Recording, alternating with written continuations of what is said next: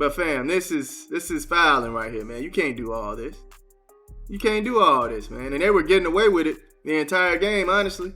That's why Caitlyn was looking a little tired. They were putting their weight on her, holding her for a little extra time so she can't get away. Her name is Caitlin Clark, and in a flash, she was gone, sidelined. The WNBA's most electrifying new presence, abruptly off the court. But what if her injury wasn't just a cruel twist of fate, a brutal stroke of bad luck in a demanding sport? What if the moments that led to this disaster weren't isolated incidents of bad officiating, but rather a shocking, systemic pattern of neglect, a deliberate, almost purposeful inaction that directly exposed the league's most valuable asset to relentless physical abuse, ultimately pushing her body beyond its breaking point? Prepare to have your perception of professional basketball and the intricate, often unsettling forces at play within it irrevocably altered. This isn't merely about a missed free throw or a controversial call. This is about a league facing a profound crisis of integrity and vision, a struggle laid bare by the devastating fall of its biggest, brightest attraction. The truth behind her absence is more jaw-dropping than any highlight reel. I saw the video Saturday, but then I started paying closer attention to it. I'm just looking, I'm like, why the ref ignoring Caitlin Clark? Like, usually the ref would give them their opinion about the situation, what they saw, right?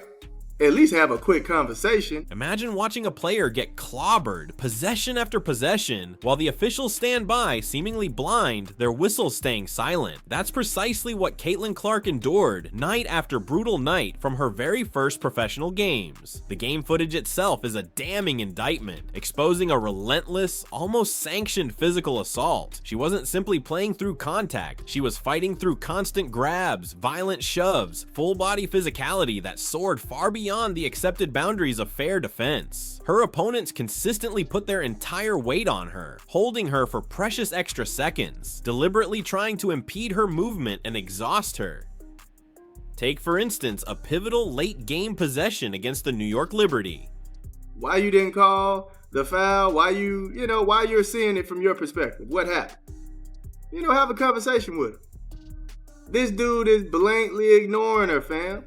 Like walking away from her, turning his head, then he looks at her when she walks away. Clark, with her eyes locked on the rim, was clearly and unequivocally subjected to blatant, undeniable contact by Natasha Cloud. It was a clear foul, visible to anyone watching. For virtually any other player in the league, that moment would have resulted in an automatic foul call, potentially even leading to game-winning free throws. But for Clark, nothing. An eerie silence. Not a single whistle. The referees, unbelievably, simply looked away. In some instances, they even turned their backs on her desperate pleas, her visible frustration. This wasn't just a momentary lapse in judgment from a single official. It became an open, glaring invitation for opponents to rough her up, to wear her down, to make her pay a physical price for her talent. And the officials, by their stunning, consistent inaction, became shockingly complicit in this ongoing, uncalled aggression. So you couldn't give her an explanation of why you didn't call the foul.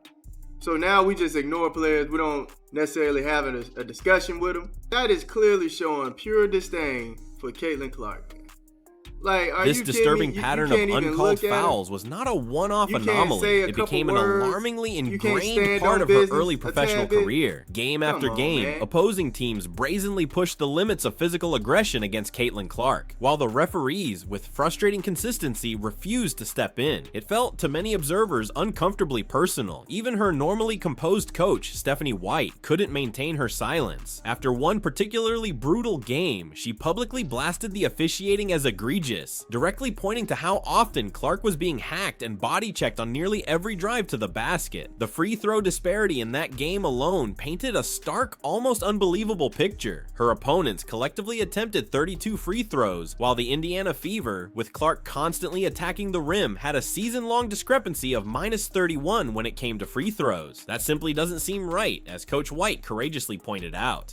This year, it took us 4 games for Stephanie White to say, I've had enough. It's taken 4 games for Stephanie White to say, you know what? I've had absolute enough. Game 1, okay. Game 2, okay. Game 3, all right. But today was the last straw. It took a mere 4 games into the season for Stephanie White to reach her absolute breaking point, to declare publicly that she'd had absolute enough. The first game, perhaps understandable. The second, maybe a small concern. The third, a growing frustration. But that fourth game, that was the last straw. While Clark was out there, bravely leading the offense, sinking pivotal shots, dishing out crucial assists, she was simultaneously being relentlessly punished for her brilliance. The refs, whether intentionally or through shocking negligence, essentially handed every opposing team a malicious blueprint. Rough her up, put your weight on her, hold her, and you'll probably get away with it. And to the league's detriment, they did. Quad strain. Now, she was out also with a quad issue in one preseason game, which was the first game that Caitlin Clark had ever missed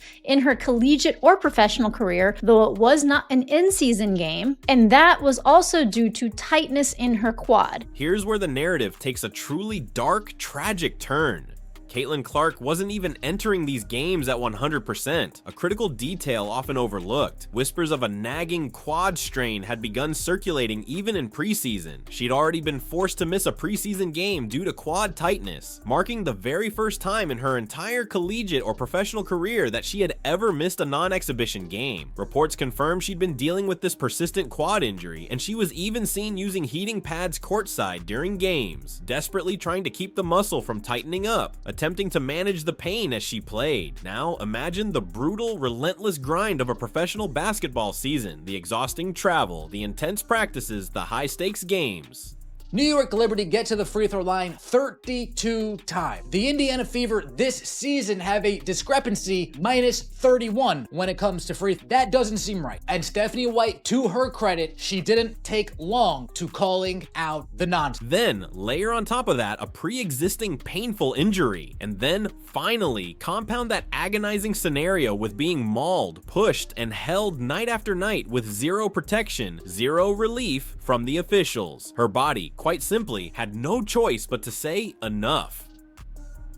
Watching Clark limp off the court, visibly pained and defeated, it became agonizingly, unequivocally clear. This injury wasn't just bad luck. It was a predictable, almost inevitable outcome of reckless officiating, a tragic culmination of unchecked aggression and chronic physical abuse. The league's stunning failure to protect its most valuable, highest profile star wasn't just a misstep. It was a ticking time bomb set by their own inaction, waiting to explode. Winnable games. But if anything, this should be a lesson to the league and a lesson to the officiating, because the amount of contact that is allowed without a foul call and the amount of physicality that Caitlin Clark has to battle through being double teamed and triple teamed, and honestly, it's mostly just not being called for these fouls, needs to be assessed. With their undeniable star suddenly sidelined, the Indiana Fever found themselves plunged into an immediate and desperate crisis. Caitlin Clark isn't just their leading scorer, she is, without hyperbole, the very engine of their entire offense. Through her first 4 games of the season, she was averaging a remarkable 19 points per game and an astonishing league-leading 9.3 assists. Think about that immense impact. She wasn't just putting the ball in the basket at an elite level, she was orchestrating almost every single play for her teammates, setting up opportunities, creating space, all while courageously battling through a nagging injury. That level of production isn't just impressive, it's genuinely, profoundly irreplaceable for a young, developing team. The Indiana Fever unfortunately simply do not possess a backup playmaker anywhere near her caliber or vision. We've already seen unequivocally what happens when Clark is not running the point. The team, as many disheartened analysts have observed, looks quite literally like a train without a conductor. They appear lost, confused, with no idea what to do when she's not on the court. And now she's injured. Damn it. Damn. While everyone wishes her a swift recovery, the harsh reality is that now the Fever have to function without her. If it was still lingering, I would much rather sit her for the start of the season than run her off ball and have her doing all this useless crap off ball. Sit her until she's fully 100% health. Don't utilize an 80%, 85% Caitlin Clark off ball. If that's the case, don't do that. Without Clark drawing double and triple teams, opponents can suddenly and drastically shift their entire defensive plan. Normally, she commands so much attention that other players automatically get open looks just by being on the floor with her. But now, without that gravitational emotional pull, teams will immediately lock in on those secondary options, and the Fever, quite frankly, don't have another player who can consistently break down defenses and create offense the way Clark can. This isn't hypothetical either. We've already seen glimpses. Just look back at their game against the Minnesota Lynx last season where Clark was playing, but not at full strength. The Lynx aggressively trapped her, took away her playmaking lanes, and the Fever's offense completely stalled, held to their lowest scoring night of the season. Now, getting into the basketball elements and how this affects the Indiana Fever, it does make me a little worried because the Indiana Fever do not have a backup playmaker anywhere near the level of Caitlin Clark. Her health is of the utmost importance, not just to her career, but to the entire WNBA's newfound success, and critically as the key playmaker for the Indiana Fever. Even Aaliyah Boston, who has taken a significant leap in her career this year, largely attributes her improved performance to Caitlin Clark finding her, feeding her the ball in optimal positions. Beyond scoring, Clark's leadership on the floor is just as critical. When the offense inevitably gets bogged down late in games, Clark is the player who confidently takes control.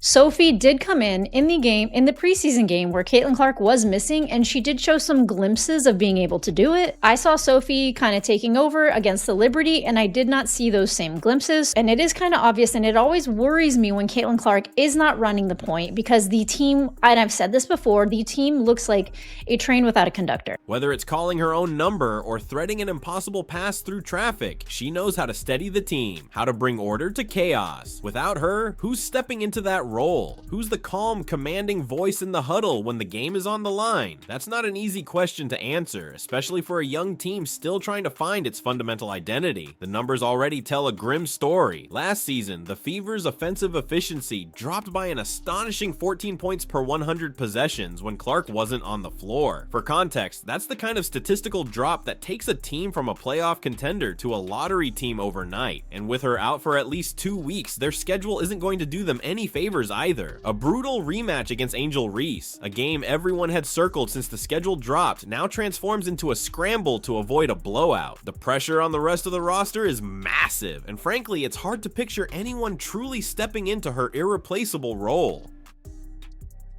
Folks, when we took Caitlin Clark out of the game this season, the offense looked like they had no idea what to do. No clue what to do.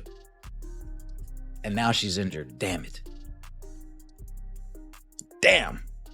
Wish her a speedy recovery, of course. But now it's time.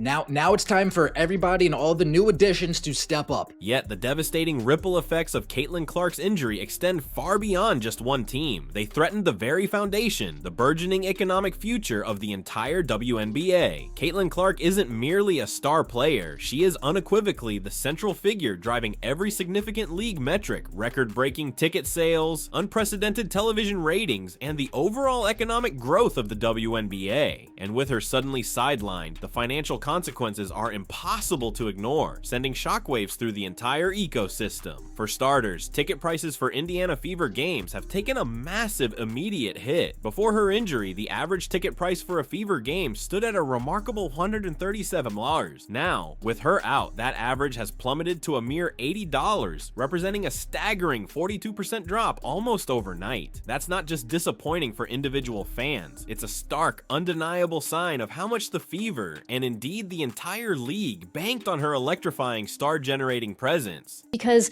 her health is of the utmost importance, 1, to her and her career, 2, to the WNBA's success, and 3, as the key playmaker for the Indiana Fever. I mean, it even shows in how much better Aaliyah Boston is this year. Aaliyah Boston has taken a significant leap in her career, and a lot of it is due to Caitlin Clark finding her, feeding her in the court. But the impact reverberates far beyond local game attendance. When Caitlin Clark plays, people tune in to watch basketball like never before. Of the 24 WNBA games that reached at least 1 million viewers last season, Clark was on the court for an astonishing 21 of them. Her games alone averaged an incredible 1.19 million viewers, in stark contrast to an average of just 394,000 for games she wasn't in. That's not a small difference. It's a colossal chasm, a clear indication of her singular drawing power, her unparalleled ability to captivate and bring in audiences has single-handedly carried not just her team, but the entire league into entirely new, unprecedented territory. And now the WNBA is staring at a daunting question. How can they possibly sustain this incredible momentum while she's out? Her early season matchup against Angel Reese, for example, shattered records, drawing an astounding 2.7 million viewers, making it the most watched regular season WNBA game in a quarter century.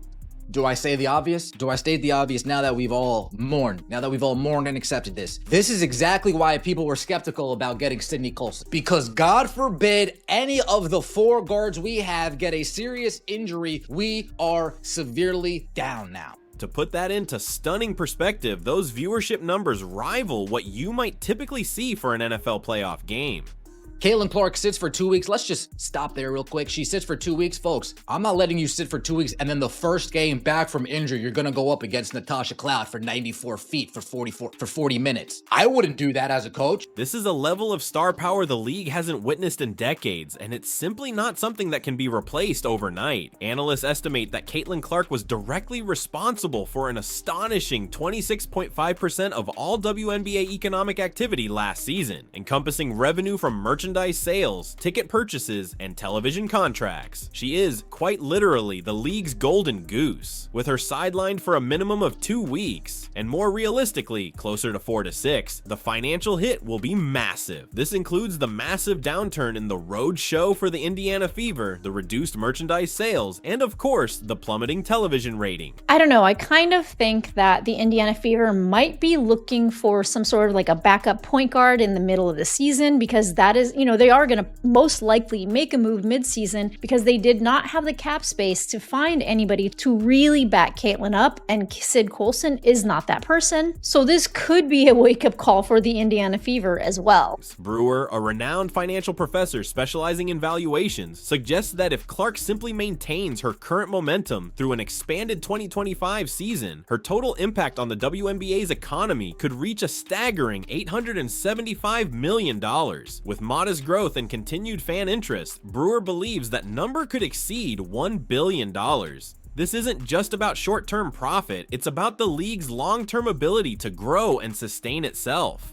This season. The only bright side is the timing of the injury, at least for the way that the game is going, because we are all hoping for the best for Caitlin Clark. This is nowhere near the level of an ACL injury, so she can come back and still be like the explosive playmaker, the explosive three-point shooter, the explosive player that she is. Take Clark out of the equation and the league risks losing not just immediate revenue, but its very capacity for future expansion. The person from Europe, the person from England, from Germany, from Australia, from China, who booked flights and hotels to see her. They canceled their tickets as soon as they heard the news. There's even a $75 million practice facility being built in Indiana, a project directly tied to the unprecedented buzz she's brought to the franchise. If Clark's absence for 2, 3, 4, 5, or 6 weeks isn't going to be a massive financial hit, a gut shot to the WNBA, then it's time to wake up and smell the roses. The biggest ratings driver in all of TV sports, Caitlin Clark is headed to the injury list for at least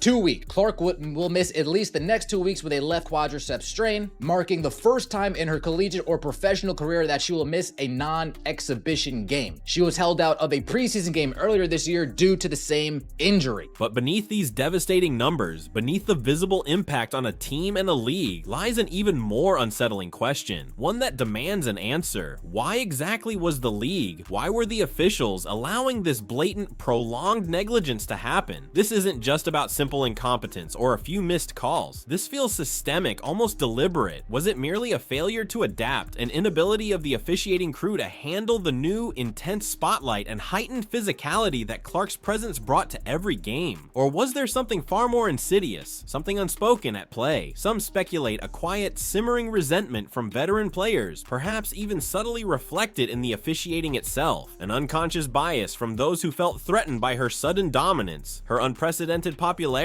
and the instantaneous media frenzy she generated. Assessed. Caitlin Clark is the league's star player, whether you like it or not. It shows in the bottom line. It shows in the revenue. It shows in the viewership numbers. Every which way you turn, it shows. And as the league's star player, she should not be bullied around or ragdolled, just pushed around like she is. Was there an unspoken directive from higher up, a desire by the league to maintain a certain physicality image for the WNBA, perhaps even to avoid the perception of favoritism towards its new star? Or was it, more cynically, an attempt to humble the league's new darling to ensure she earned her stripes through a gauntlet of uncalled fouls? Could it be a subconscious bias, a reluctance to grant the rookie the calls that established veterans expect, even if that rookie was simultaneously breaking every single viewership and financial record? In a split instant, all of it can change. If this injury does anything, it should be a wake-up call to the WNBA, Players Association, the team owners, that just like that, all this fanfare, all this interest, all this newfound attention on the league can disappear overnight. The WNBA has historically struggled for mainstream attention and consistent financial viability, and then, almost overnight, Caitlin Clark delivered it on a silver platter. Did the league truly understand how to nurture and protect this precious, fragile asset, or did internal politics, the fear of change, or even a misguided attempt at fostering toughness lead them to passively allow the uncontrolled aggression to continue, unchecked? These are not easily answered questions, and the conspicuous lack of a clear, strong, and transparent response from the league only serves to fuel the unsettling speculation.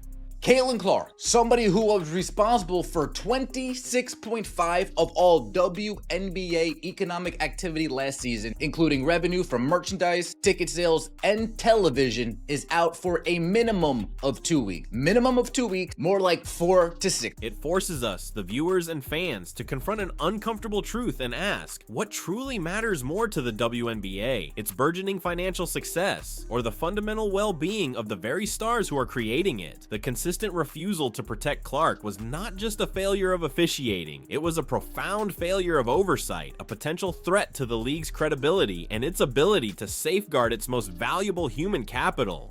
But the Indiana Fever, that road show, the merchandise, the ticket sales, the television, the road show, Indiana Fever are coming to town, the scheduling conflict, that's over for the time being. The future of the WNBA now hangs precariously at a critical defining crossroads. Caitlin Clark's injury isn't just a setback, it's a blaring, unavoidable wake-up call, a demand for systemic change that can no longer be ignored or swept aside. When the league's brightest, most visible star is sidelined under such controversial circumstances, it reveals a profound vulnerability that her absence wasn't merely unfortunate, but a tragic, preventable outcome of systemic failures in officiating and player protection that threatened to unravel everything the league has recently built. Protecting players like Clark isn't just about fundamental fairness or competitive balance. It is, quite literally, the lifeline of the WNBA's continued growth and future prosperity.